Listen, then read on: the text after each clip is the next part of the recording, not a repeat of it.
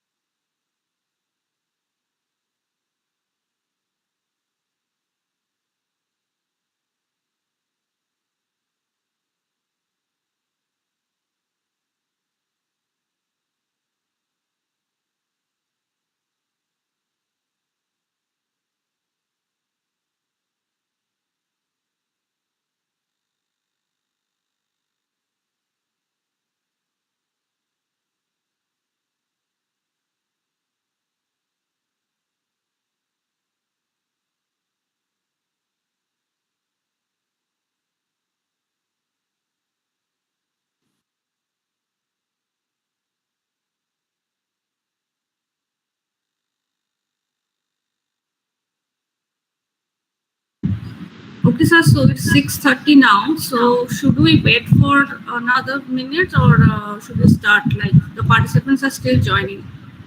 So I think we can wait for another 5 minutes. Okay, sir. Thank you, sir.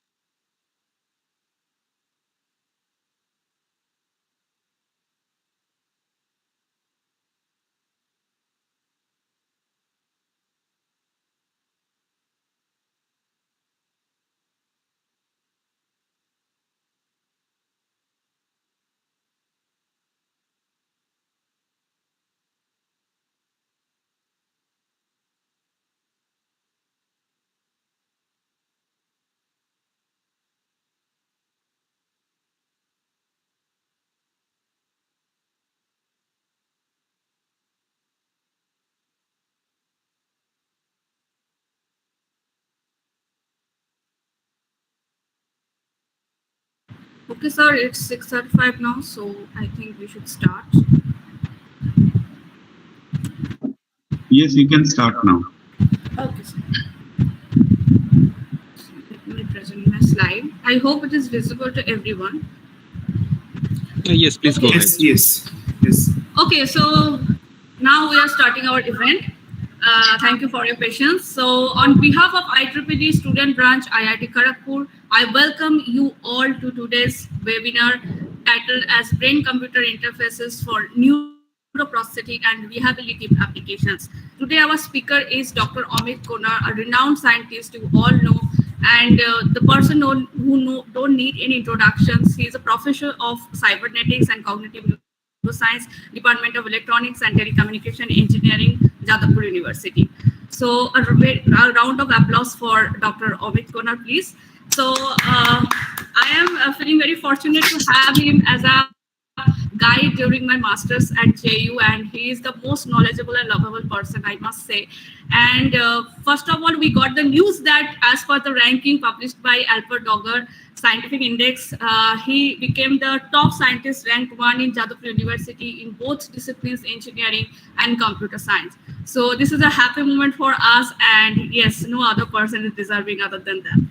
So let's give a short introductions of Sir.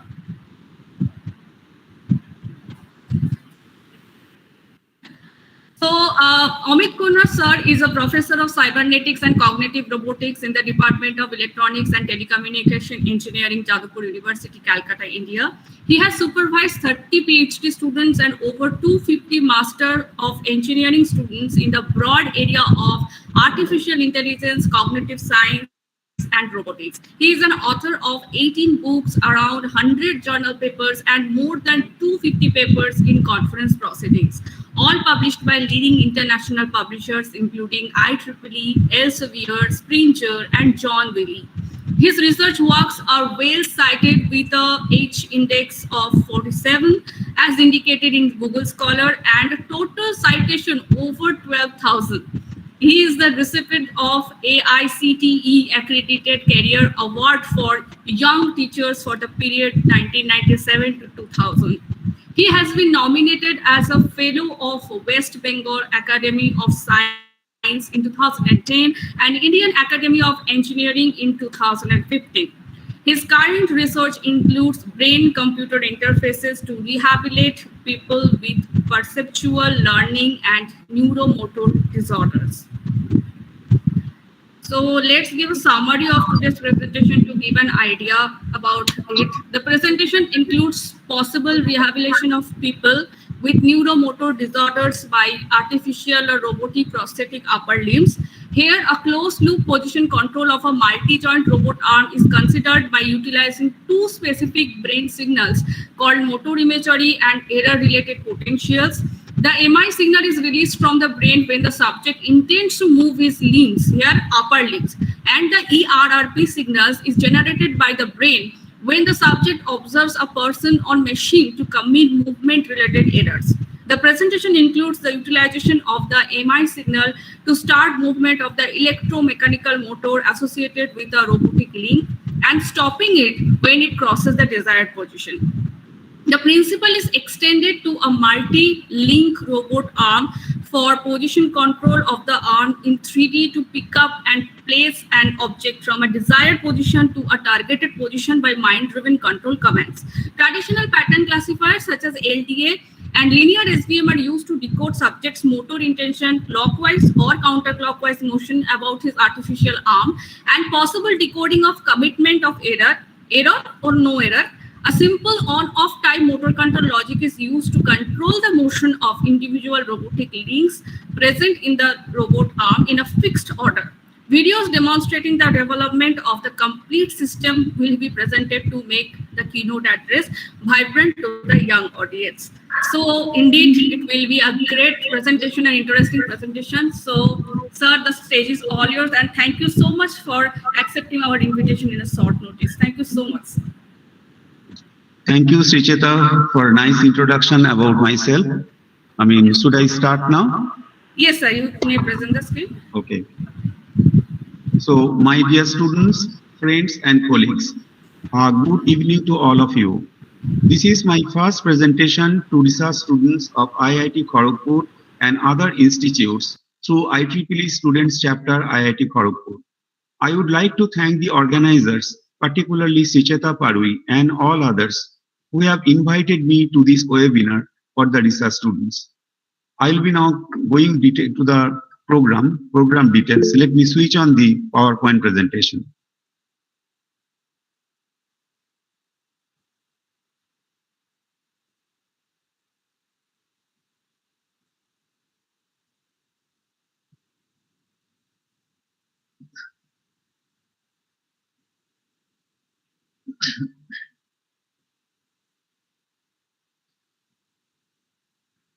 Hello students, can you see the PowerPoint presentation?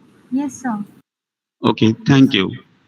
So the topic of my presentation is brain-computer interfaces for neuro-prosthetic and rehabilitative applications. Now, the motivation of this present research is to translate human thoughts into actions by artificial means. Just see, there is a woman who has lost her arm and she wants to have a cup of coffee, and a robot has to help the person, to bring the cup of coffee towards her mouth for sipping. But how does this woman generate the control commands for the robots? Okay, just by thinking of moving her left hand or right hand, although she has lost her arm, but since she had the arms previously, she can generate the control commands to move her left hand or right hand. And by that she can actually control the movement of the cup from the dish towards her mouth. How this can be done is the motivation of the presentation and also the present research as well. The entire system representing the thoughts of the person and how it is communicated, in the form of control commands for the robot movement, and how they are really communicated through antenna and finally received by the computer or a laptop and transferred to the robot will be the presentation's main theme, of today's presentation. So to discuss this in detail, let me go to the foundations and the topics to be covered. In this slide, I just briefly outline what I'll be covering in general. First, I'll be discussing what is meant by brain-computer interfacing. Then I'll be introducing electroencephalography or EEG. Now, some merits and demerits of EEG-based BCI have to be highlighted here. Next, I'll be discussing 4 different brain signals. Actually, there are approximately around 50 brain signals. Out of these 4 brain signals are widely being used in our research. So I'll be covering only these 4. This is ERD-ERS, event-related desynchronization, followed by event-related synchronization, error-related potential or ErrP, steady-state visual evoked potential or SSVP, and P300. Then I'll be explaining the importance of time windowing in BCI. Next, I'll be discussing one very simple strategy of position control of a single link robot arm using 2 signals called ERD-ERS and ErrP. Next, I'll be extending the principle of position control from 1 dimension to 2 dimension and 3 dimension. Then some additional improvements undertaken over our previous research will be highlighted here that is our recent research work will be highlighted here. And then finally, I'll be demonstrating the entire thing using one video and finally conclude. The generic question that appears, what is brain-computer interfacing? In a brain-computer interface, as you understand from the name itself, there must be a human brain and a computer. The computer generates some stimuli for the human brain to actually, control the brain states or to activate the brain states. And the brain in turn returns some electrical signals or some images, brain images, which are captured by specialized brain imaging devices and then transferred back to the computer for subsequent analysis. The stimulus they are normally used could be usually are visual stimuli or audio stimuli, but you can also use olfactory or tactile stimuli as well. Instead of having just a single computer for stimulus generation, and as well as the feedback signal received from the brain, we can have multiple computers as well. So usually there is a single stimulus generating computer and a computer which receives the brain signal, because the processing can be done very fast. Now, the typical brain imaging equipment used here are electroencephalography or EEG, functional near infrared spectroscopy or FNIRS, functional magnetic resonance imaging or fMRI, and many others. In my presentation today, I will restrict everything within only electroencephalography. Next question that appears, what is electroencephalography or EEG? Human brain actually comprises several billions of neurons which are connected by synapses.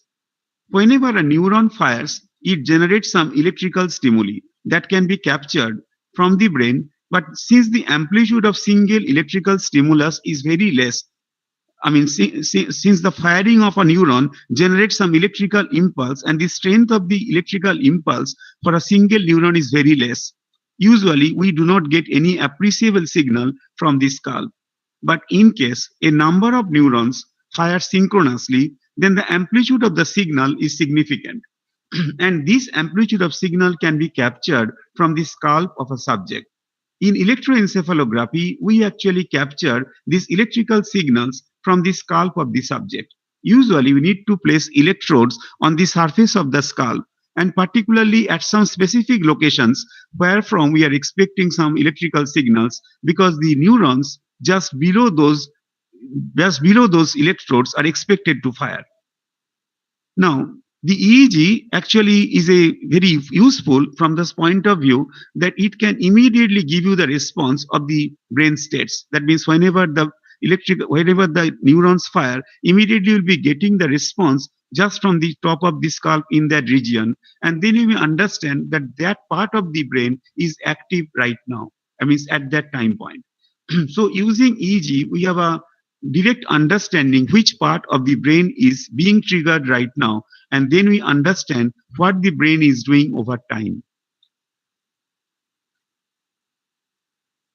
In this slide, I will briefly outline EEG-based BCI, its merits and demerits. Suppose the electrical signals is captured from this particular electrode, which is placed on the skull. Now, this signal is of the order of few microvolts. So you need to amplify the signal by a voltage amplifier.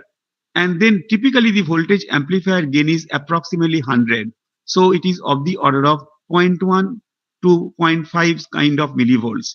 Then we have an analog filter by which we can actually get the signal within 100 Hz, because usually EEG signals do not go outside 100 Hz cutoff.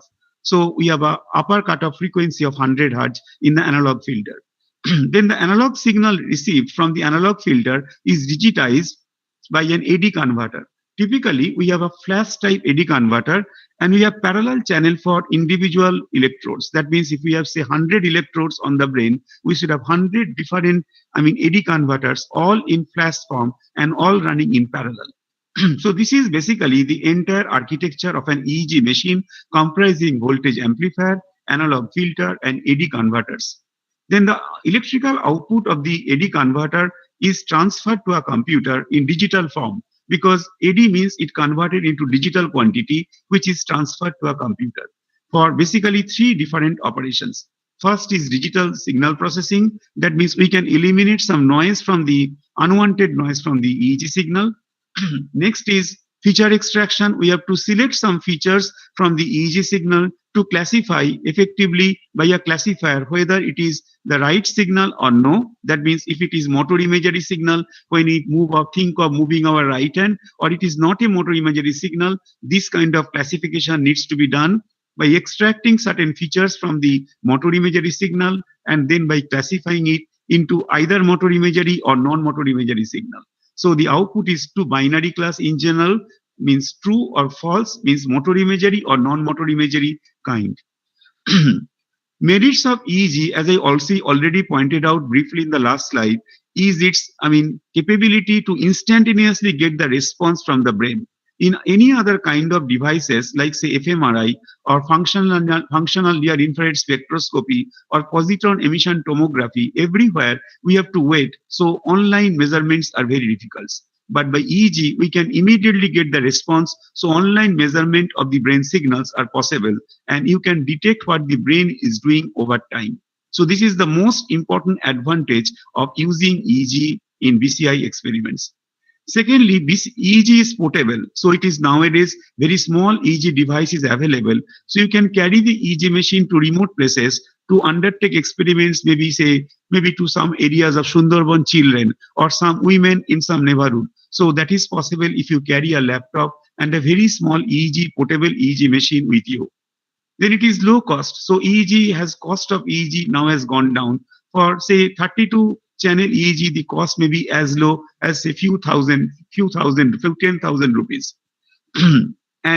But one fundamental limitation of EEG is poor spatial resolution. That means suppose whenever a number of regions in the brain is active, you are suppose interested to get the signal from the top of the brain, which is called motor cortex. But the other channels which are active in the neighborhood, they also actually add up some noise into the signal. So those signals add up as noise to this main source signal, and therefore it is sometimes getting difficult in case all of them fall in the same frequency band. But in case they have a different frequency band, you can easily filter those unwanted signals from the desired signals. But when they fall in the same frequency band almost at the same time, you are in a difficult position, and this is the fundamental demerit of EEG based BCI system. You cannot correctly recognize where is the actual signal source in the brain, and that is called poor spatial resolution. In the next few slides, I will be discussing 4 important brain signals. The first brain signal I will be discussing is called event-related desynchronization, followed by event-related synchronization. Suppose you are doing any normal activity, and at some time point here, you try to move your right hand or think of moving your right hand. When you think of moving your right hand, it is called motor imagery, right hand motor imagery. When you think of moving your left hand, it is called left hand motor imagery. But when you really move your right hand, it is called right hand motor execution. And when you really move your left hand, it is called left hand motor execution. In case of right hand motor imagery or right hand motor execution, you will be getting some V type of signal from the left motor cortex, means somewhat here, as I saw through the camera, somewhat here. And when you really move your left hand or think of moving your left hand, you will be generating some V type of signal, as you find here, from the right part of your motor cortex. So there is a contralateral connection between your brain and the body parts. Now the question is, what happens really when you think of moving your left hand or right hand? Suppose, you are getting some kind of signal, here from the motor cortex region, and this is a normal circumstance. Now at this time point onwards, you thought of moving your right hand. As you thought of moving your right hand, the signal amplitude from the left side motor cortex will gradually diminish. As you find, the signal power is gradually diminishing. The signal power will continue diminishing as long as you are thinking of moving your right hand. So at this time point, suppose you stop thinking of moving your right hand, so the signal power now gradually increases. And at some time point, the signal power becomes equal to the power it had before the event-related desynchronization started. That means the signal power here becomes equal to the signal power there. This part of the signal is called event-related synchronization, because synchronization means the signal power matches with the previous signal power. And this phase is called event-related desynchronization, as the signal power gradually falls off and continues falling off as long as you are thinking of moving your arm, or actually you are executing the movement of your arm. It could be right arm or left arm, right leg or left leg. So it could be any voluntary muscles. If you move, then you will be generating this kind of V type of signal from the motor cortex. Only for right hand, you will get the signal with maximum amplitude from the left motor cortex. And for left hand motor imagination or motor execution, you will be getting the signal from the right motor cortex. Basically, this signal is found, ERD signal is found in mu band and beta band. Mu means 8 to 12 Hz and beta means 13 to 25 Hz. But the ERS signal is only found in only one spectra, that is the beta band, 13 to 25 Hz. So this is all about the first signal called, ERD ERS signal or motor imagery signal in general. The second signal that we'll be discussing about is called P300. This P300 is called an oddball signal. Actually, suppose you are listening to a music at this time point. So as you are listening very carefully to your favorite music, you have given all your attention to the music.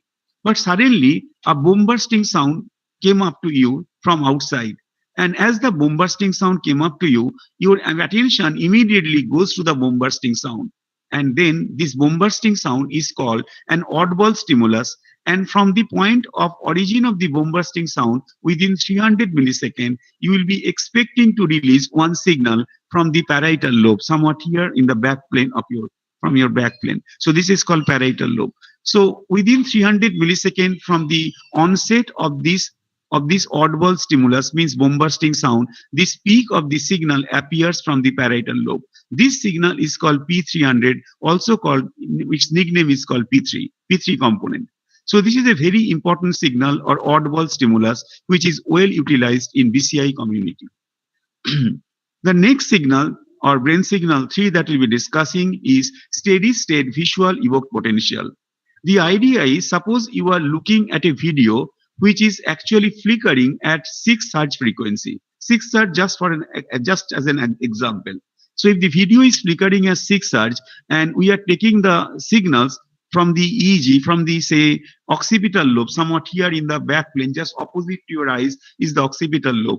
So if we pick up the signal from the occipital lobe, in frequency domain, we'll be finding that there is a peak in the frequency domain. Remember, in the previous cases, they're all in time domain. X-axis was time in both the cases. But now the x-axis is frequency. So in frequency domain, we'll be finding a maximum power at 6 Hz stimulus. That means when the signal, when the screen is flickering at 6 Hz.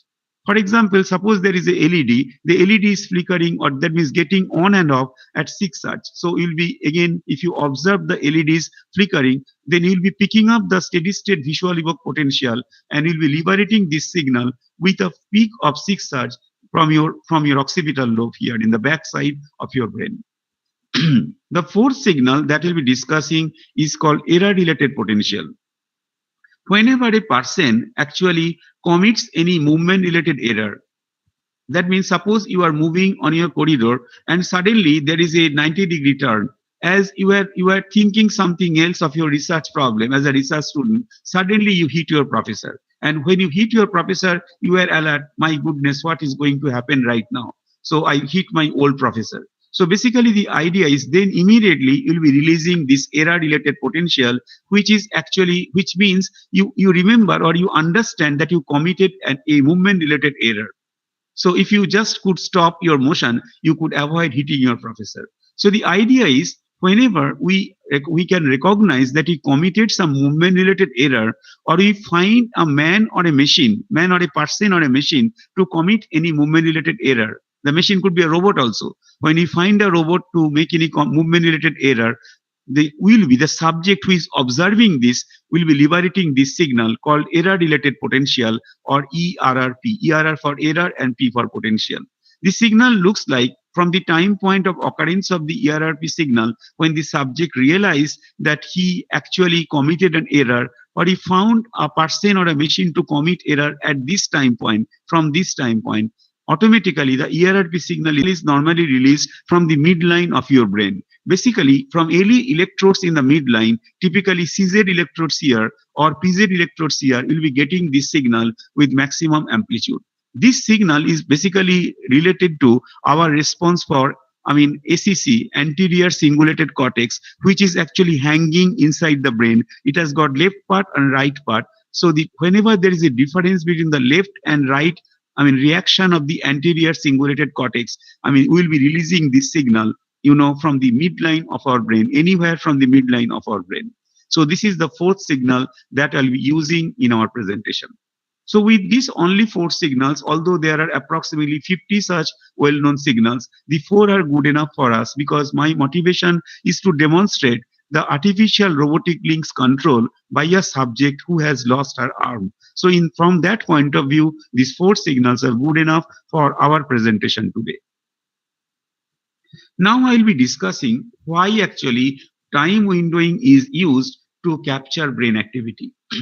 Basically, suppose the time windowing is used not to lose any electrical signal from the brain. That means we have to keep our system or hardware and program ready before the signal really appears from your brain.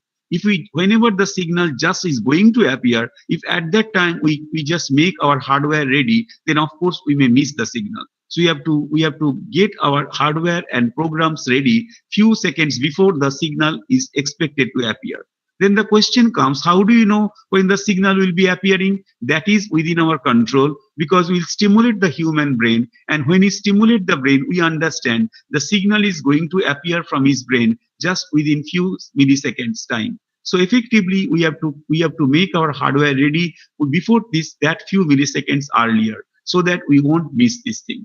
So effectively, we consider 3 cycles. In T1 time cycles, we just ask the subject to get ready by something called fixation cross. That means the subject will look at the screen in a fixation cross. That means he has to get alert now onto the screen because next time we'll be submitting some stimulus for the subject and subsequently subject will do some action, maybe right hand motor imagination or right hand motor movement or something. And then he has to wait for something to appear in the T3 cycle. So T1 cycle is for the subject's alertness, T2 cycle for the stimulus generation for the subject, and subject will do some activity there based on the stimulus. And third cycle is the subject's response will appear from his brain or from his skull, which will be captured by the EEG machine. For example, suppose for P300 example, as we discussed before. So the subject was listening to the music, but when the bombasting sound came, he became alert and paid all his attention to the bombasting sound. So this is the second time point or T2 cycle where from he has to wait for 300 milliseconds for releasing the signal. Actually, he is not waiting. I mean, the brain signal capturing equipment has to made ready 300 milliseconds earlier from the time point when the subject is provided with an audible stimulus. That means the bombasting sound. So if the hardware and software are made ready at this time point, then after 300 milliseconds, we can capture this signal. So the idea is similar here. We are waiting for the P300 signal to appear at T3. And that's why time windowing is very, very useful for any EEG-based BCI research. In the next few slides, I will be discussing the position control system of an artificial limb using, first of all, only 2 brain signals. One is ERDRS and say one is ErrP signal, and gradually we'll be adding up one or the other 2 signals to make it completely sophisticated system. But first of all, we start with a humble beginning. Now consider this problem.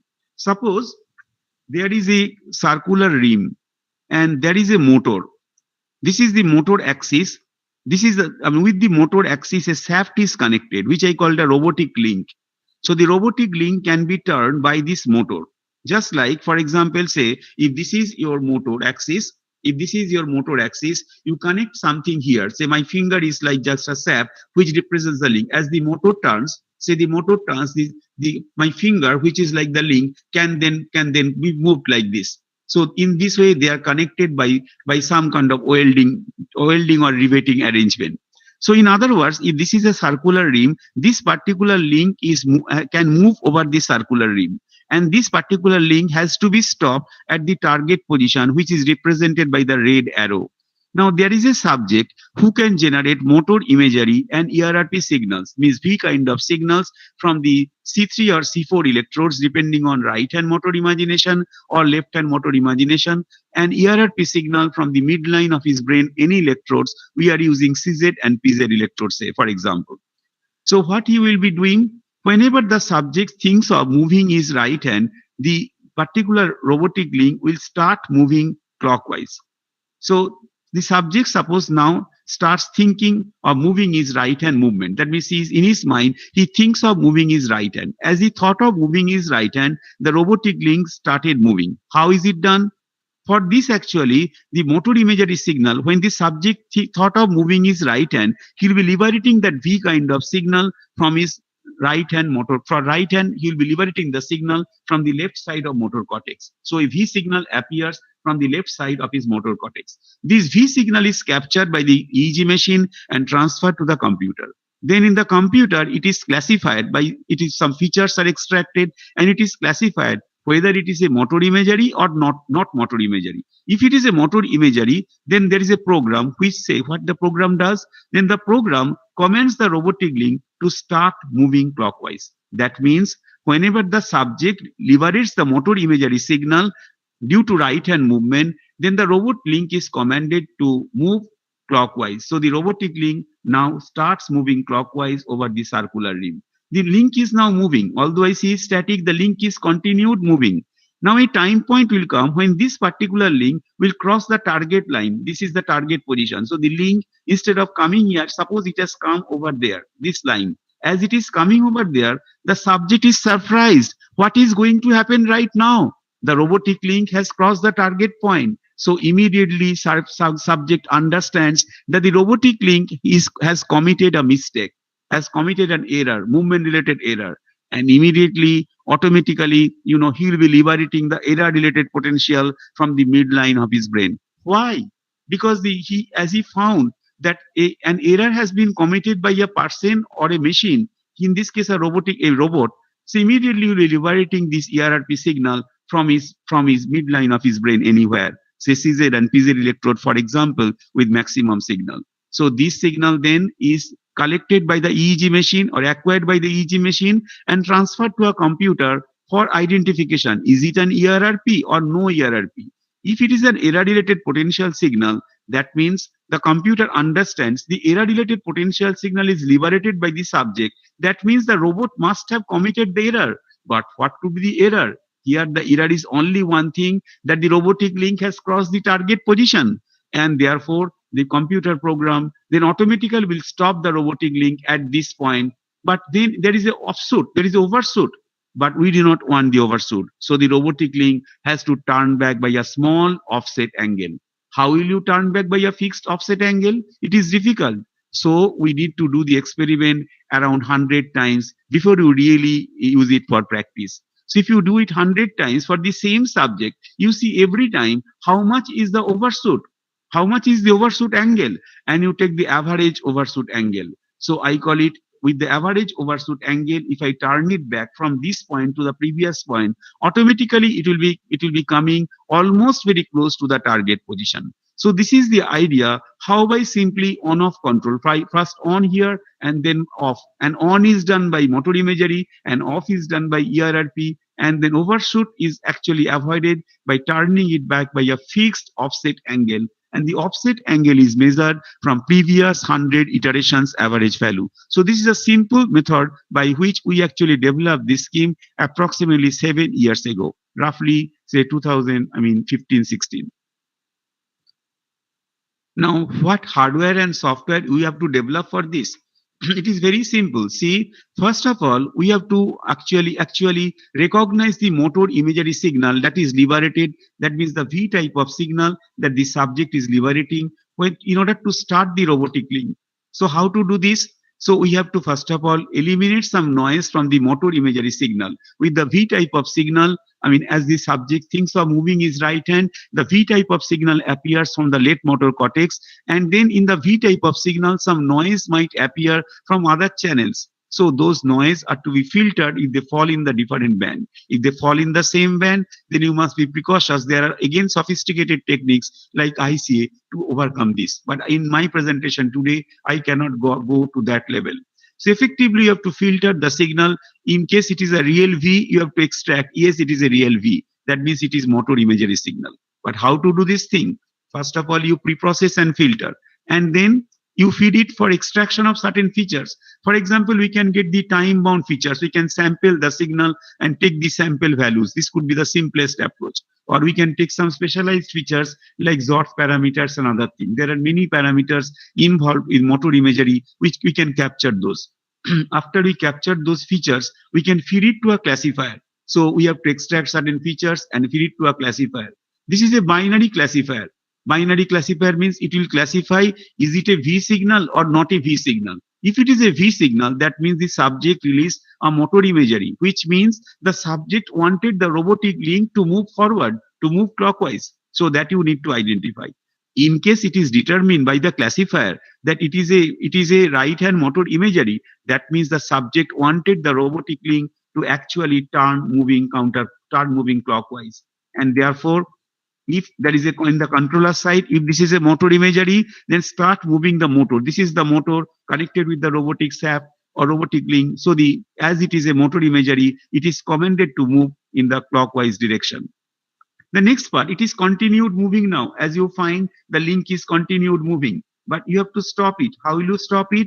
Whenever the error-related potential signal is released by the subject from the midline of his brain, that means error committed means that is effectively the robotic link has crossed the target point. That means basically this link has crossed the target point. So ErrP is released. Now the ErrP signal, which has got 3 cycles, as you remember, first negative, big negative, then positive, then again negative. So this signal has to be filtered from noise and then has to be feature extracted and then fed to a classifier. By classifying, we have to understand whether it is an ErrP signal or no. So the 3 steps are ErrP preprocessing or filtering, then feature extraction, and after features are obtained, we feed it to a classifier to detect whether it is an ErrP signal, error-related potential signal, or no. If it is an error-related potential signal, it means the subject released the ErrP signal from the midline. In other words, that means if you back calculate, it basically means the subject released ErrP means the robot has committed error. That means the robotic link crossed the target. So what to do? As the robotic link crossed the target, first the robotic link has to be stopped and then turned back by a fixed offset angle obtained by previous 100 overshoots or previous 100 experimental trials. So you have a logic like this. If ErrP is obtained, stop the motor and turn it back by a fixed offset angle, which I say the average of the previous 100 iterations of overshoot values. So by that, ultimately, you can bring the robotic link ultimately from this side back to this position, to the target position. Now, I mean, this is theoretically very sound and very simple, but whenever you need to do this very small thing, you have to do a lot many experiments. In fact, you have to experiment this for 21 days or 3 weeks with the same subject. How the subject is trained. So there are time windowing. Initially, there must be time windowing in offline mode. So subject is asked to look at the screen for a fixation cross. There is a cross actually. The subject alerts his attention to by looking at the fixation cross. Then the subject is commanded. You just think of moving your right hand. As it is written, move your right hand or think of moving your right hand. Subject does this within 3-second time. As the subject thinks of moving his right hand and then is waiting for release of some signal, because whenever he thinks of moving his right hand, the motor imagery automatically appears. But what is next thing? The subject has to wait to see whether the robotic link crossed the target. So subject is now asked, please look at the screen, whether the robotic link is crossing the target. As the robotic link crosses the target, ErrP is released. So this actually cannot be done just for once. You have to do it 100 times at least or much more than that within 21 days before the real experiment is actually realized. And in the program, what you do? It is too simple. Just in the program, you have to check whether motor imagery is detected. Did we find any motor imagery? If yes, then what to do? If yes, then start the robotic link to move forward. So the robotic link starts moving forward. If the motor imagery has not been detected, just simply wait in a loop. Just this line. If motor imagery start moving the motor, if no, wait in a loop. Once the robotic link started moving, then you are looking for ErrP signal. So ErrP detected, that means error-related potential signal arrived in the midline of the brain. If yes, then you have to stop the motor and turn back by a fixed offset. But if no ErrP is obtained, then just look for ErrP until no ErrP means basically the robotic link has not reached the target point. That's why you are not getting any error-related potential. So once the robotic link crosses the target point, you'll be getting ErrP signal, and then you can command the robot to stop. So very simple program. In fact, once the functions are developed, the first year, second year B students can actually realize the whole thing in MATLAB or C#. So this is all about how we could do this thing around 7 years ago on a single link robotic arm. Then we extended it. By that time we procured the Jacko robot arm, which I will demonstrate shortly, and then we extended it, for 3D. So what is the idea in 3D means, suppose there is although it is in 3D, I now do it on the plane first, and then in the next slide I will be discussing in real 3D. So right now on a plane, the robot is on a plane. You can think of a planar robot arm like this. Although the robot has the capacity to move in 3D, I just think of a planar robot arm. That means there is a plane OQW, and the plane contains the entire robot arm OARS.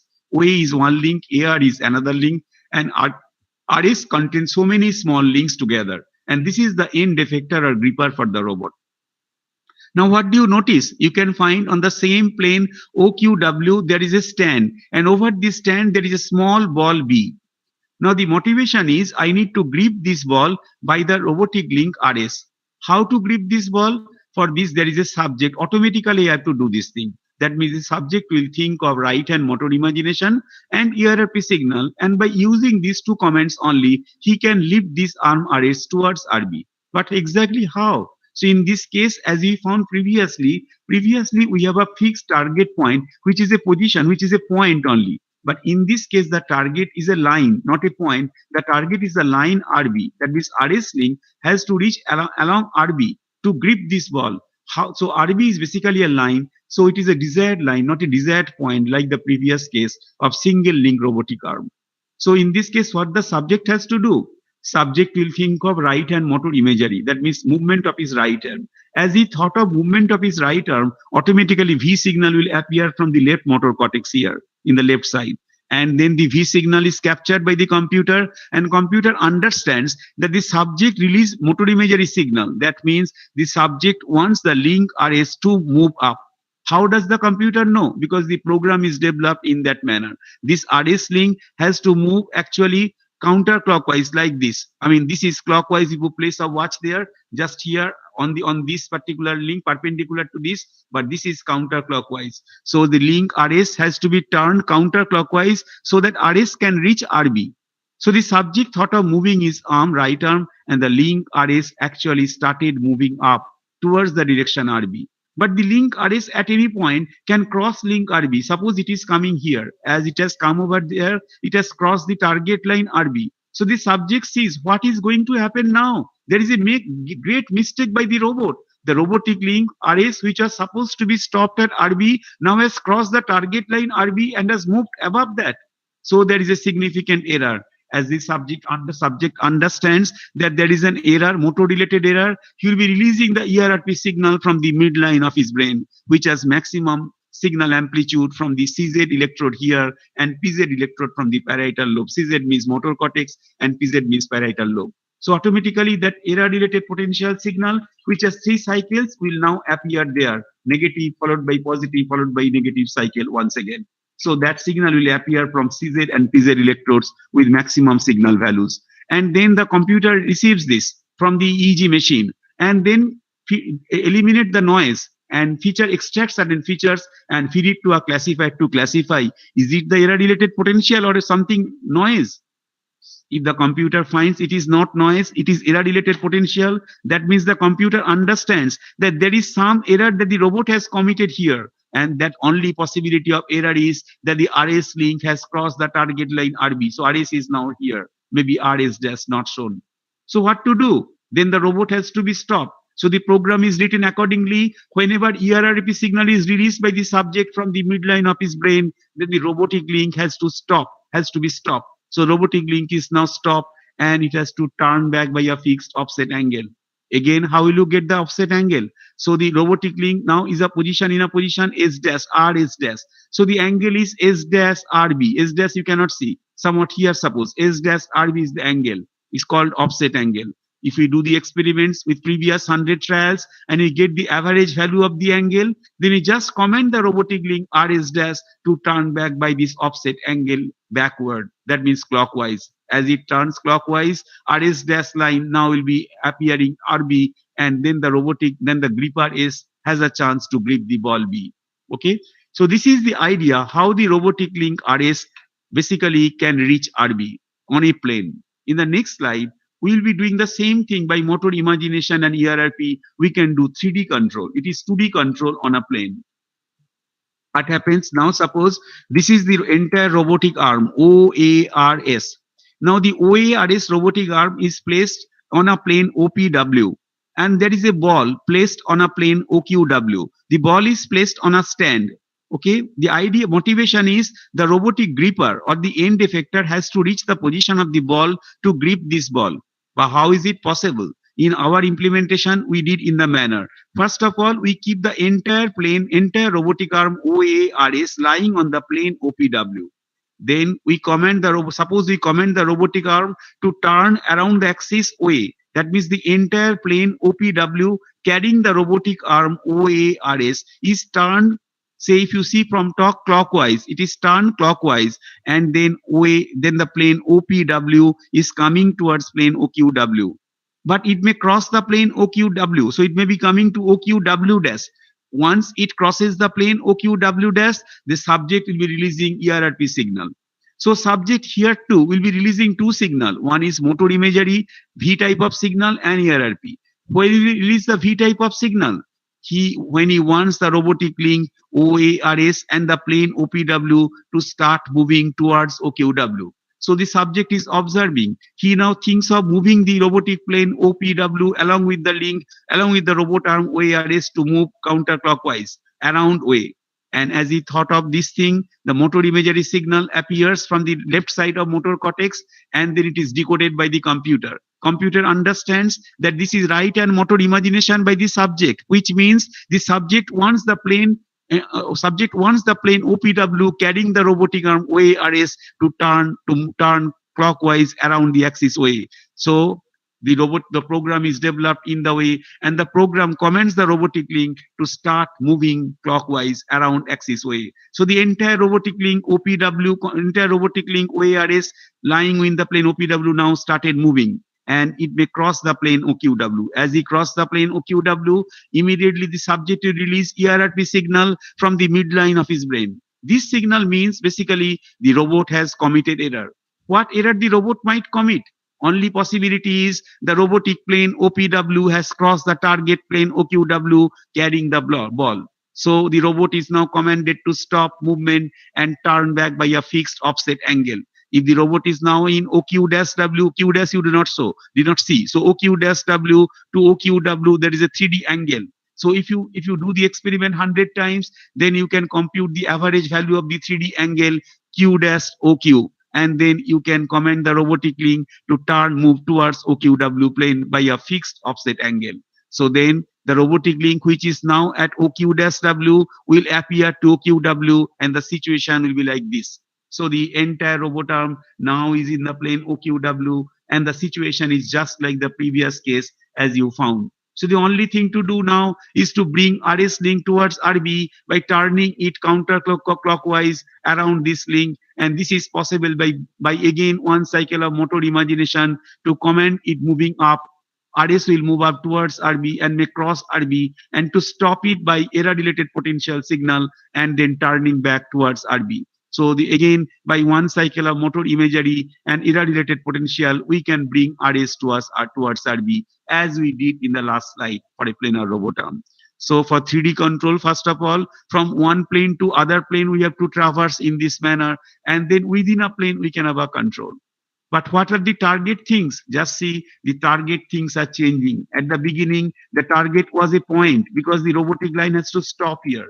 In the second case, the target is a line. The target is the line RB. In the third case, in 3D, the target is a plane OQW because the ball is in the plane. So the target changes, and the subject has to be taught it before. Subject immediately cannot do online. So he has to do many experiments over 21 days, around 100 experiments, 100 trials, and then only a subject can do the experiment and recognize within a very small time when it is a target line, when it is a target point, when it is a target plane, and then he can perform it well. But now when you go for implementation of the whole thing, you know what you do really. Basically, you are taking signals, from the motor cortex region. Motor cortex being the top of your brain. Which signals? I mean, you'll be taking from specific channels. There are actually something called 10-20, system, this EEG BCI system, where actually there is some electrode placement policy. So using that 10-20 EEG placement policy, EEG electrode placement policy, you are getting some fixed electrode positions: C3, C4, F4, F3, P4, P3. C4, C3 means from your motor cortex region. F4, F3 is the frontal lobe, and P4, P3 means your parietal lobe, backside here, parietal cortex.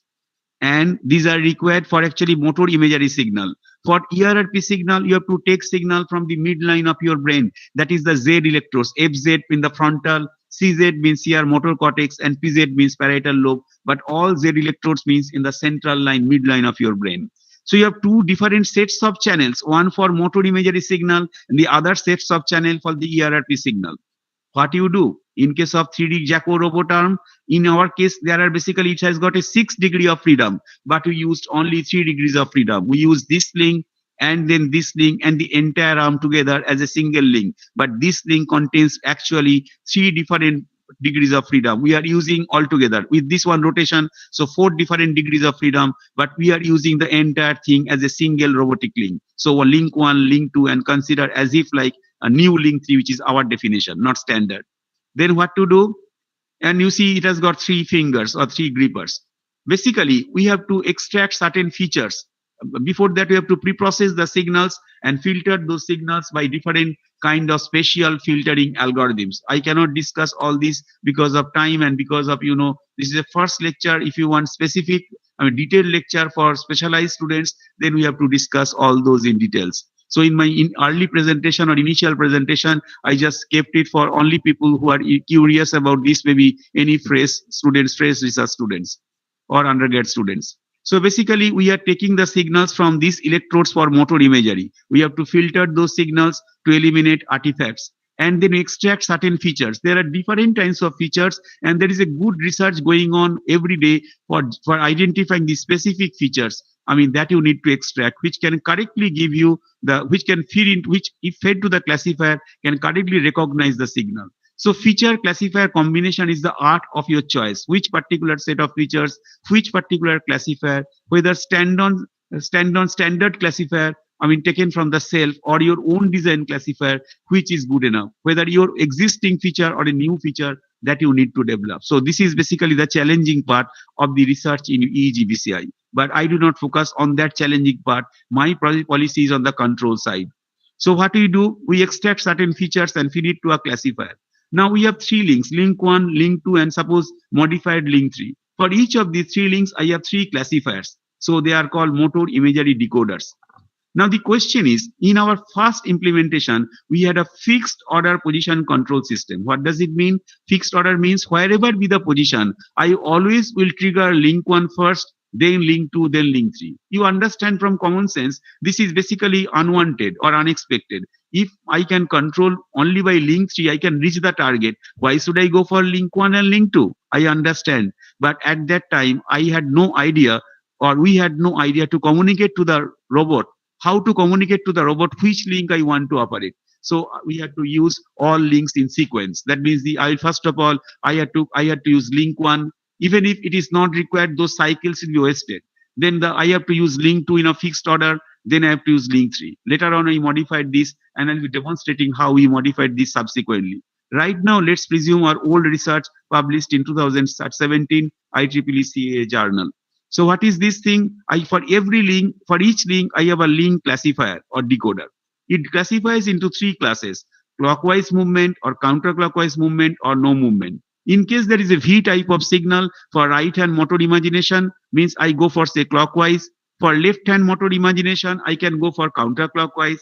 And say no motor imagination, that means I am not thinking of motor imagery, so no V signal will appear. That could be the 3rd class. So I have to identify any one of the 3 classes. Okay, since I have a binary classifier, I have to classify in two ways. First, I have to classify movement or no movement, V type of signal or no V type of signal. If it is V type of signal, whether it has got maximum amplitude from the left motor cortex or right motor cortex, and accordingly you can understand whether I attempted to move right hand or left hand. So in this way, by two-level classification, I can identify two-level binary classification. I can identify what is the motivation of the subject.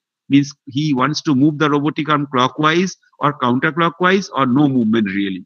So usually it could be either of these two. In case the link one really needs to be moved, then it could be either of these two, clockwise or counterclockwise. If really no movement of link one is required, then it is no movement.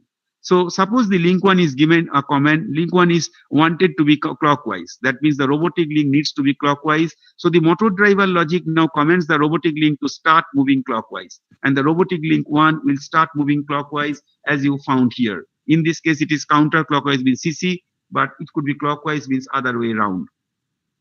So as the motor driver logic commands the robotic link to start moving clockwise, it will start moving clockwise. But when will it stop? To stop this, I will use the alternative side. That means whenever the robotic link cross the target plane, in the previous case, as OPW plane crossed OQW, the robotic link has to be stopped, or the plane OPW carrying the robotic link has to stop. So what to do now? So immediately from the EEG signal here, whenever we have to extract certain features from the signals, and then we have to classify it whether there is error or no error. If there is an error, that means the robotic plane has crossed the target plane. Robotic plane OPW has crossed the target plane OQW, and definitely there is an error. So we have to stop the movement of the link one and command the link one to turn back by a fixed offset angle. As in the previous case, if it has come to OQ-W, you have to turn back by OQ-W to OQW. I mean, from previous 100 iterations, experimental average angle value. So in this way, link one is commanded. After link one is operated, we can go for link two and link three in sequence. But the major limitation, as you understand here, that we have to use a fixed order link control. In case one link is not required or two links are not required, then I have some waste cycle when the robot is simply sitting idle, and that takes a lot of time in real time. Now I show you a video to demonstrate this particular scheme.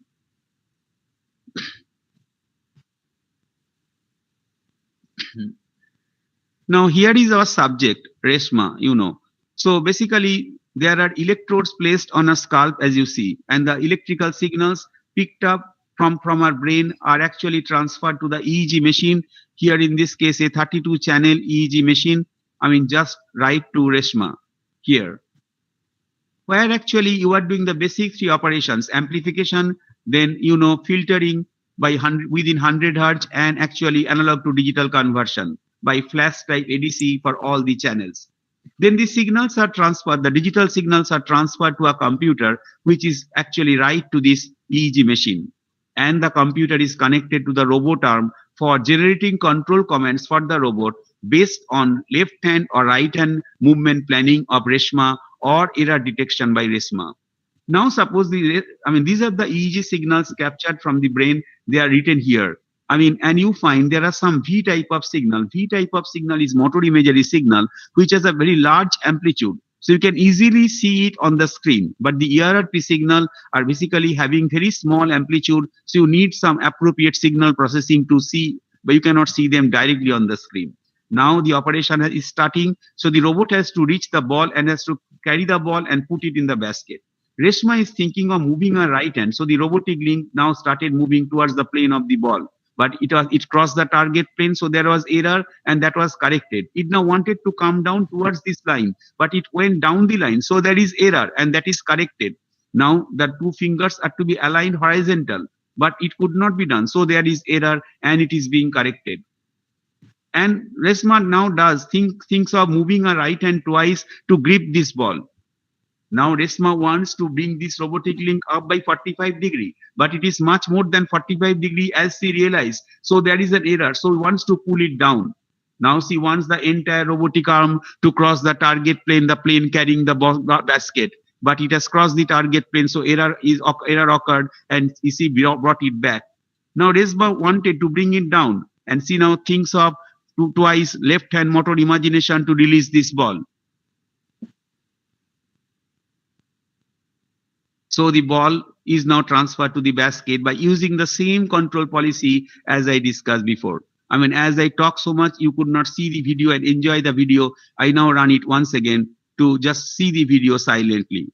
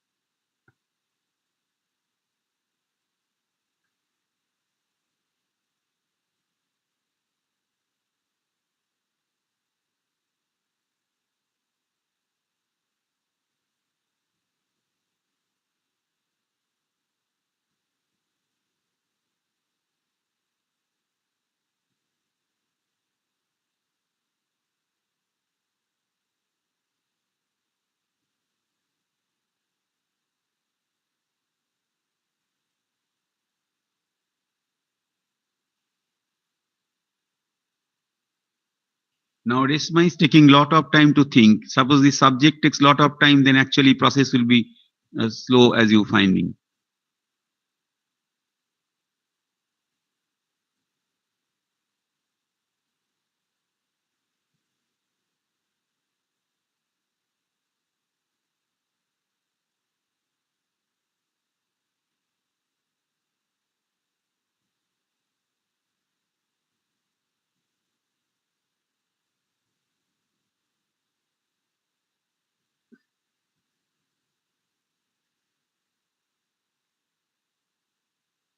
Now, in this case, actually, if we look at the technical sides of this, we have used Zort parameters and power spectral density at integer frequencies, for motor imagery signal, and adaptive autoregressive parameters for ErrP signal. So these are the features we have used for the present application. We use linear support vector machine for both motor imagery and ErrP classification. We found steady state positional error to be 0.2% and settling time is large of the order of 18 seconds because thoughts are involved inside, and it is for rehabilitative aid, not for common position control system. The testing was done on Dell workstation with 16 GB RAM octa-core Intel Xenon processor. Now, as I told you, there are some limitations of the previous thing. That means you have to, this is a fixed order position control system where link 1, link 2, and link 3 have to be triggered one after another. If you want only link 3 or only link 2, you cannot do. To eliminate this thing, we had to adopt something else. Later on, we learned and we developed in 2 of our later papers that how to actually communicate to the robotic link by using SSBP signal. That we'll be discussing in the next slide.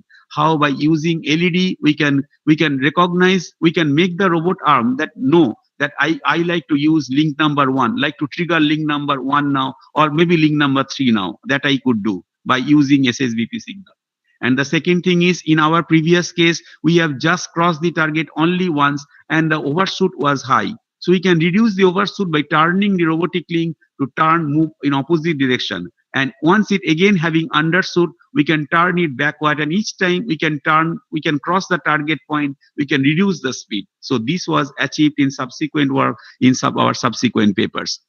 This paper later on in 2020. I now tell you how actually we can communicate to individual links. So with individual link, we can have LEDs. Suppose with link 1, we have a red LED which can flicker at 2 Hz. With link 2, we have a green LED which can flicker at 4 Hz. And with link 3, we have a blue LED which can flicker at 6 Hz. Now the subject wants to communicate with link number 1. That means he wants to control the motion of link number 1. then you will subject will observe to link number 1 only. As the subject is much away from the robot, as he looks at link number 1, it is very prominent. And naturally, since it is flickering at 2 hertz from the backside of the plane, say from the backside of his occipital lobe of his brain, the SSBP signal will be picking up the 6 hertz at his peak. So 6 hertz peak signal in the power spectrum will be obtained. And then from the computer will recognize that this SSBP obtained at say 2 hertz. 2 hertz means for this LED for link number 1. If the subject wants to control the link number 3, which is flickering at 6 hertz, then there will be 6 hertz from the SSBP signal will pick up the 6 hertz, and naturally link 3 can be recognized. In this manner, by using SSBP, we could communicate to the individual robotic link which we want to control. This is one point. And the second point is we can actually command the robot arm to move backward whenever it crosses the target line with reduced or half velocity. That we also implemented, as I told you, in this paper, and that was published in 2020. So that is a sophistication of our previous work done in 2017.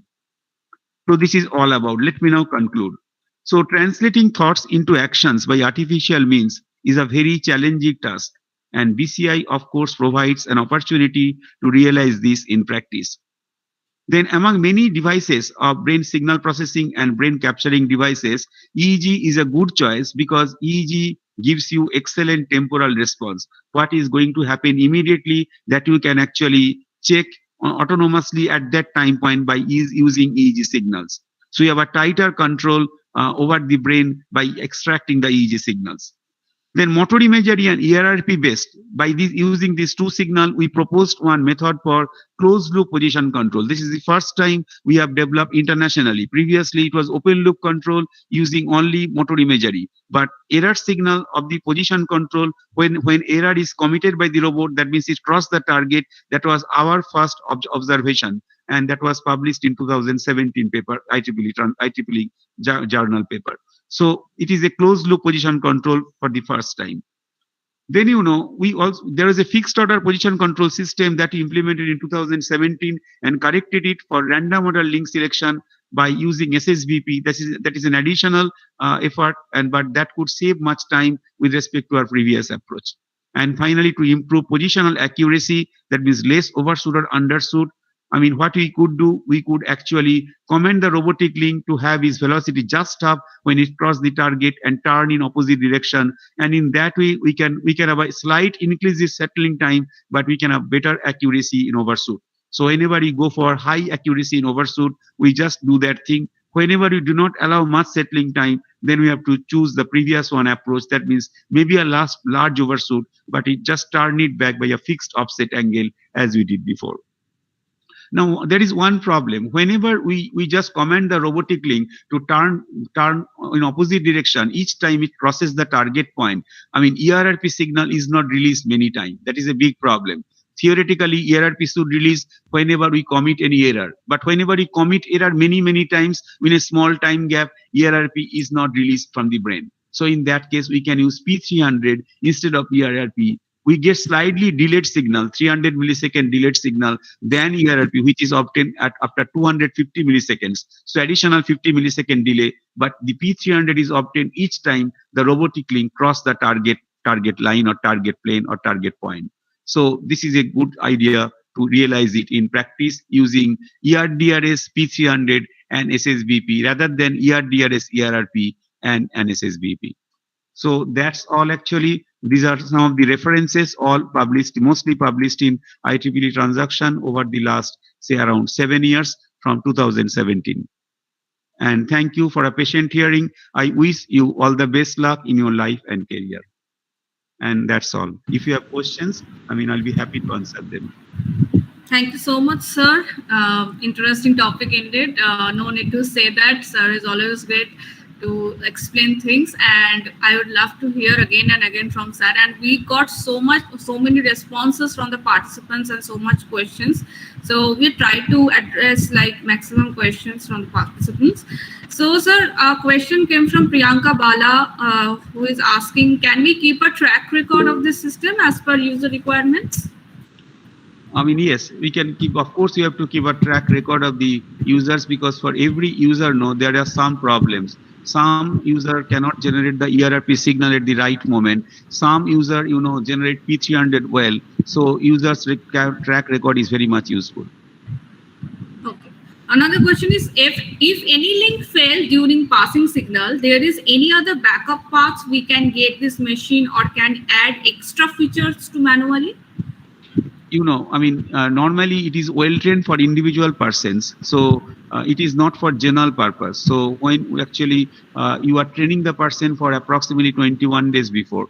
So in general, the failure of that link is usually unusual. But on some circumstances, even if it fails, then actually, that can be corrected by subsequent means. But the user has to follow a different pathway. Okay, so maybe one link fails, then the same protocol may not be followed. User has to come back by again to previous position and then repeat the experiments.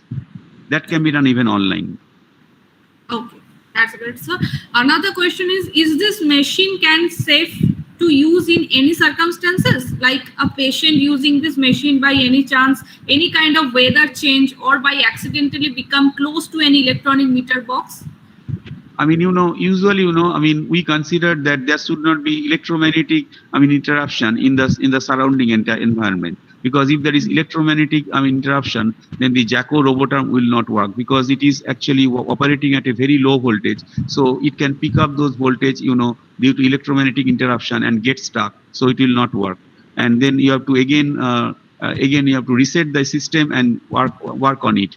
So usually, it should be done in a protected electromagnetic environment.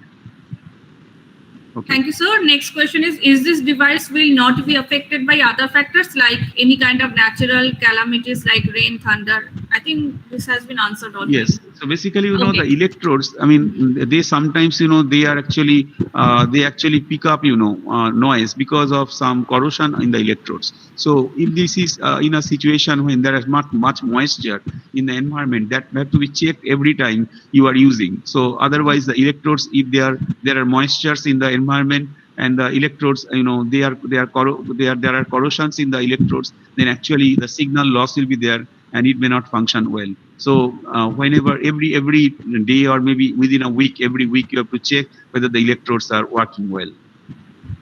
Okay. Next question is, as per requirement, anyone can modify this device manually if needed? You can. The question once again.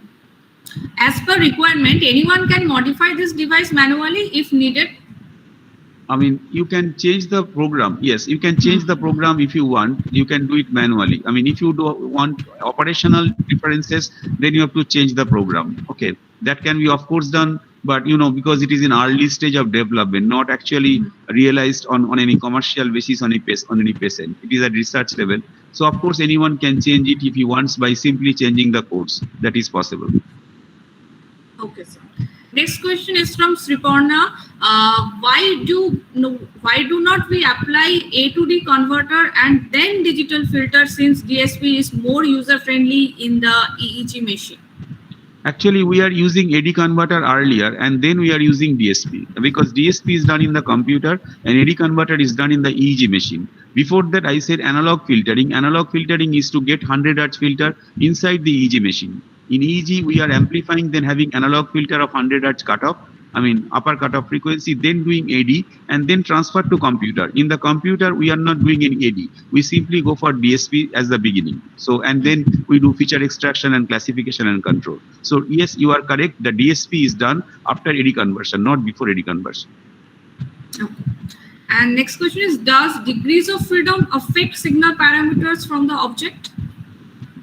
The degrees of freedom, from the robot, in our case, it was fixed to 3. Maximum degrees of freedom is 3 in case 3 links are required. But in case sometimes we require less than 3 links, then degrees of freedom is reduced. So maximum degrees of freedom used in our system is 3. Okay. Next question is from Gokul Muthu N. Dear sir, you mentioned that 32 channel EEG is available for a few thousand rupees. Can you please give more details about the product? 32 channels are there in the EEG machine, but we have used only few because, for motor imagery, we have to use only C3, C4 and P3, P4 are good enough.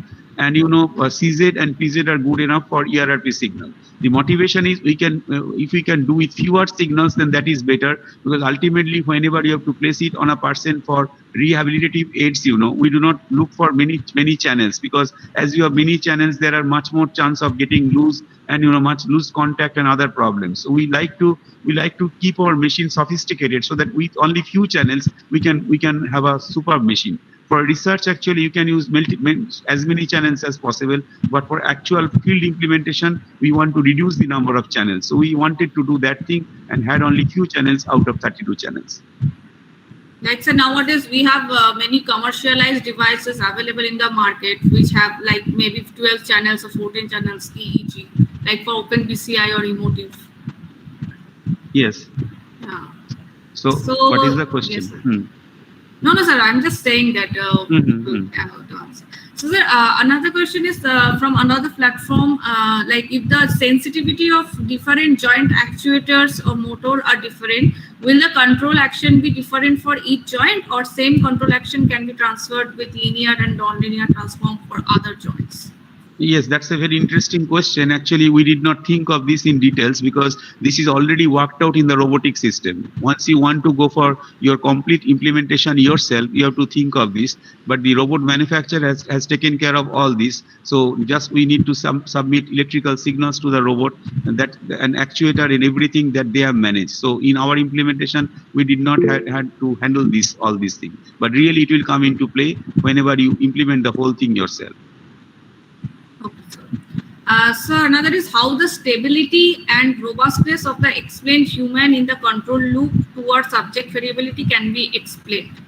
Actually, in our 2021 paper, 2020 paper, with Orno, we have implemented this thing. Actually, what you need to do, as you know, the transfer function of the motor, and for the BCI setup, we also could obtain some transfer function from your layman point of view. That means when you go for on and off kind of signals. So from the signal nature, you can generate some kind of approximate transfer function of the BCI setup connected with the robot control. So you have the plant transfer function from the motor or the robot, and also the transfer function of the controller, which is BCI based on-off controller, sophisticated on-off controller. So, and then you put together, and then if all are available in transfer function, you have something like GS, HS in product form, and take root locus, and from that you check the stability of the system. So actually, in fact, we did this thing in 2020 paper published in IEEE CA journal. You can see that paper. And for robustness study, you have to do experiments plenty of times and see how many times it is working fine, how many times there are failures. To increase the robustness, you must have more sophisticated parallel processing path in the system, and also you must have tighter control over the timings. That means whenever the signals are obtained, if you have a tighter control, you are not losing any signal that you need to check. So those things are actually checked up, but we did not have any formal measurements of robustness, but we had a measurement of stability of the system from the point of view of overshoot. But from the root locus analysis, we found some condition for stability checking on the BCI setup, and that can be found from the 2020 paper. Thank you, sir. Another question is, how do you address the latency issues in wireless EEG sensor systems with respect to real-time control application and use of MPC scheme and data filters for ML in such applications? So actually, latency in our cases, you already know approximately what is the wait time. So in our initial experiments, we did not go for wireless media, but we just had a wired system. Later on, actually, as the entire experiments was done within the lab, and we already took care of how much is the latency for wireless communication there. Particularly, we actually had, the data sets, they are in a pipeline, and you are taking from the pipe as it is normally done, for communication. TCP/IP communication mode. So that we did later on for implementation. So effectively, that has got a fixed timing, for the filling the pipe and taking from the pipe, in a socket programming when you use for wireless communication in the single TCP/IP protocol system within a LAN, same LAN. So that is very standardized, and we found that that delay is already known. Approximately that is known. Small changes in delay might happen, because of interruptions by moving users and other thing. Otherwise, more or less, it is fixed. So the problem is when the delay is slightly more, we have no problem because we can wait until ErrP signal is obtained. Only in that case, the overshoot will be more and the correction will be less, in the sense that if it goes with a more overshoot than the average value, then it may not come to the same position, but it might have a small slightly away from the target point. That is the problem. But over time, that is found, is of the order of very small, few milliseconds, and that did not matter much for the present application. Thank you, sir. Another question is from Dibakar. Do you see application of reinforcement learning in this type of research? Yes, there are very good applications of reinforcement learning. In fact, in our recent works and also in my previous works, we use reinforcement learning for this. Basically, the control policy that we use for on-off control could be something like a reinforcement learning strategy, where actually you can think of, some critique, and some kind of penalty reward based learning. That means whenever, as you said, that sometimes, the delay or something that might appear by reinforcement learning can be reduced. If you know that this kind of delay is appearing, so you can correct it in the program yourself by reinforcement learning. So the previous problem, as someone pointed out, could be overcome by reinforcement learning here. In fact, I think stability and overshoot problem can also be avoided by reinforcement learning. Okay. Another question is, how can computer decide how much force to apply to pick the ball? Yes, that is very important question, So in our case, for every robot, there is a maximum allowed torque or allowed force for the robot. In general, for torque is given. So we actually, keep the torque towards the limit. So if the force required is much more or torque required is much more, then it cannot do. But then human can do, from the EMG signal. So in our separate implementation, we did this thing. That means whenever we just want to pick up any object, say for example, there is a glass, there is a bottle, say partially filled with water or fully filled with water, then how much torque you need to apply. So whenever brain signals come from your muscles, from your brain towards a particular muscle, maybe here, then once you pick it up, the muscle force is actually generated by the EMG power. So electromyography power. So basically same thing can be realized here, but in this simple implementation we did not go for this because the maximum limit of torque and force that was restricted by the robotic system. But once you go for real implementation, you have to think of the EMG power required, for the muscle, and effectively you have to realize the same amount of force and torque as required for real platform. Yes, you are correct, but that much we did not implement in this simple setup. Thank you, sir. There are so many questions actually. Another question I want to take. What happened when we include inverse kinematics of robot to reach object in place of fixed order joint control? Will it make the problem simpler and faster? Yes, you are very right. In our first implementation, we could not think of this, but actually, later we found, and in fact, recently we did the inverse kinematics actually approach, because if we know target point can be easily, if the target points are given, then how much is the angular movement required, that can be easily evaluated by inverse kinematics, and that can be taken care of. So the cognitive load of the subject will be much reduced if we use inverse kinematics. But we actually tried to develop the initial system without using much of the robotics. But inverse kinematics is available for most of the robots. So in our current realization, we simply think of moving the end effector's position, and only when I have to move the end effector just forward or backward or up or down, this kind of control is good enough. In our subsequent papers, we did this with the help of inverse kinematics. So yes, you are correct. That is a very good application, and the user's actually cognitive load will be much reduced. He did not think of whether actually, target is a plane or target is a point or target is a line. So much complexity can be avoided by inverse kinematics. Yes. Thank you so much, sir, for addressing so many questions. And now I would like to ask participants, if you have any further question, then you can unmute yourself and talk directly to sir. Is there any question?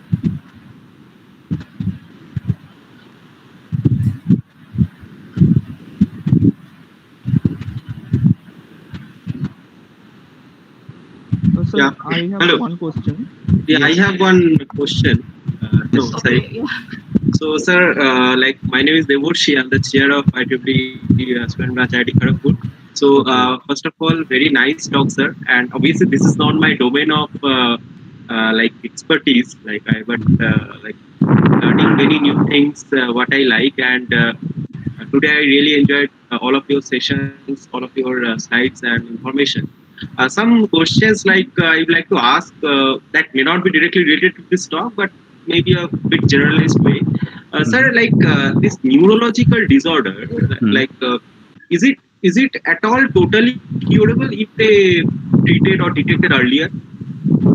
Some of the diseases, like say ALS, say amyotrophic lateral sclerosis, which is a very serious problem, where actually the because neurons gradually, get damaged, and effectively the muscles, other things, they actually are corrupted.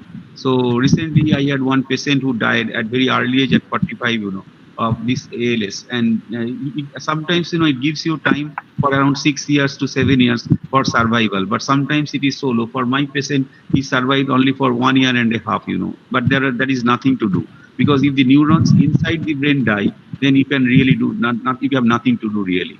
If the neurons outside your brain, maybe in some body parts, maybe limbs and other places, they are dying, then perhaps you can get the signals from the brain and then recover the motor part, what we attempted. But if the neurons die inside the brain and they are not recovered, then it is really difficult and the person cannot sustain for a long time. Okay, and also it is age dependent, I guess. So with Sometimes age dependent, but not always, because you see, my patient was only 45 years, and but he died so young. Usually, and he did not get much signaling. Only 1 year he was recognized that he had the disease ALS just 1 year before he died. So sometimes you don't have the enough time. But even if you have the time, if the neuron starts decaying in the brain, then sometimes you have nothing to do really. and sir, any specific comments on the disease Parkinson? Yes, for Parkinson's, disease, I mean, the problem is not that serious like ALS, because, some of the neurons that actually they are malfunctioning sometimes in the external body part, say maybe arms and other thing, they are shaking, because of Parkinson, because the stability problem starts actually, because the neurons cannot actually stop at a particular point. When you focus to do something like writing or the pen, the pen actually continues shaking and you cannot write properly. But as it decays over time, and the inside brain, the problem actually is extended seriously, then actually it is serious. So for Alzheimer and Parkinson, I mean, the brain is also damaged, but the damage is little bit slower. So you have time for approximately 5-6 years so for survival. But really, actually, until now, many people tried different medicines for this, but until now there is not sufficient, no medicines really which can actually recover the patient. Correct. Thank you, sir. Thank you so much. Thank you very Sir, much. I have another question, like in the continuation of his question, like, sir, is neurological disorder genetic or not? I mean, some people say it is genetic and it is not full proven, but it is found that I mean, the people who had never neurological disorder in the past, they still have neurological disorder. That we understand that something could be genetic or acquired. It could be either. In fact, like many other diseases, it could be either. So need not be always genetic.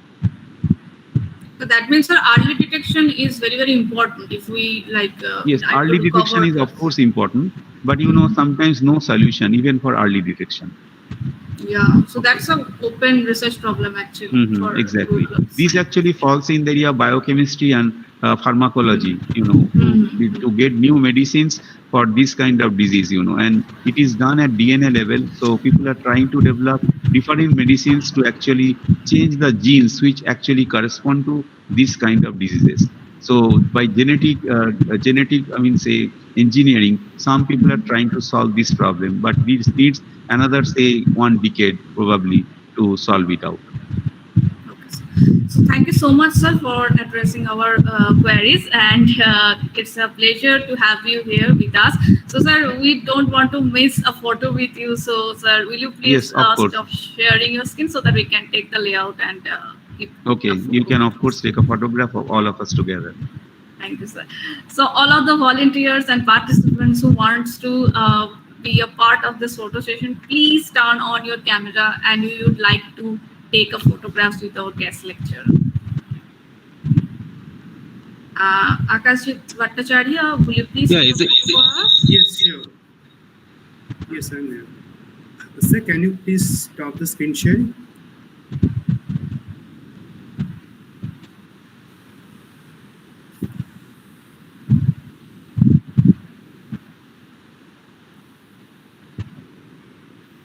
Excuse me, sir. Can you please stop the screen sharing? Yes, yes, yes. Sir, I will you cannot please hear. stop presenting your screen so that we can take Okay, the okay. photographs of you? Okay, okay, okay. Thank you. Yes, now it's good. So tell us, Akashjit, whenever you are ready. Yeah, sure.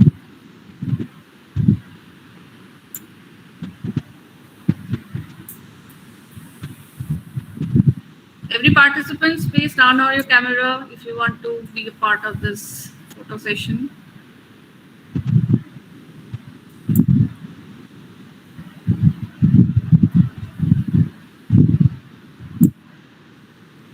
Yes, it's okay, ma'am. Done? Okay. Yes, done. Thanks, everyone. So thanks everyone. Now you can turn off your camera. So thank you so much, sir, for coming and giving a speech. And we are getting so many requests that please do another webinar. We want to listen more. So yes, Sricheta, whenever you, if possible, you wish me to present, I will be doing, no problem. I mean, okay, sir. so thank you very much for organizing. Yes, and thanks to many people. I can see many people here who are known to me. My student Triveni is also here, Ishita is there, and many others. Thank you, sir, for recognition. Sir, we have one small token of appreciation. So, okay. Sricheta. Yes, sir. Will you please share the token? I got that. Okay. Just a Okay, sir. So this is a small token of appreciation on behalf of IEEE Student Branch, IIT Kharagpur. We would like to thank you for delivering the technical talk. And as it is an online session, so we are now arranging this token of gratitude, but it will be sent physically in your address. So we need your address to deliver the memento. And also we would like to invite you on campus, and we are hoping that we will get you on campus, and we can listen to you in person. So thank you so much, sir. Sir, please accept this token of gratitude. Okay, thank you very much, Sricheta, and everybody who have organized this. Okay, I am very happy to see you all. Some of my old students and some of new students. You know, some are new people, and I find very happy to be with all of you. Thank you. Bye. Thank you so much. Thank you, sir. Thank you. Thank you very much. Thank you, sir. Thank you, sir. Thank you, sir. Thank you so much.